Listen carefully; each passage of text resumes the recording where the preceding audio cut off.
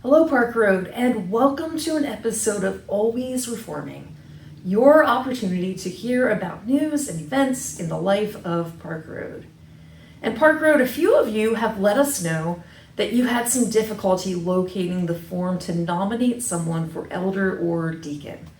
So first of all, we're going to expand that deadline until October 19th. You can also find the link to that form directly in this e-blast or in the description of this video on YouTube. I'd like to take a few minutes to give you a super brief overview of the nominating process and talk a little bit about elders and deacons. Back in January, at our annual congregational meeting, the congregation elected this year's nominating committee. And this committee is charged with wisely and prayerfully overseeing the entire nominating process. At this point, in October, the committee is collecting recommendations on nominations for elder and deacon from the entire congregation. Anyone who is a covenant partner can submit a recommendation of someone that they believe is well qualified to be an elder or a deacon. Next, the nominating committee will gather together. They will carefully and prayerfully review all of the recommendations, and together they will consider each individual's giftings and qualifications, and they will discern together which individuals to approach and seek out their own willingness to serve in these positions if elected. Now let's talk a little bit about elders and deacons and their qualifications. Elders are spiritual leaders and representatives of the congregation at large.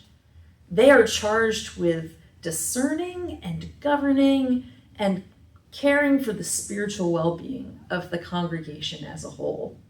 So elders should be individuals who are spiritually mature, exhibiting the fruits of the Spirit. They should be actively engaged and committed to Park Road Church. And they should be gifted in discernment and leadership. Deacons are individuals who are called to minister to and provide for the needs that arise within the congregation. Deacons often provide practical, hands-on support and ministry for Park Road. They do everything from sending cards and visiting homebound members, to preparing the elements for communion, to organizing our fellowship events. So deacons should be spiritually mature. They should be actively engaged in and committed to Park Road, and they should be people who have a heart for service, who are gifted in serving and lifting up others. You can read more about the biblical qualifications of elders and deacons right on the nominations form, and I want to encourage you to prayerfully and carefully consider if there is someone that you believe meets these qualifications for deacon or elder. Remember, the forms are due October 19th.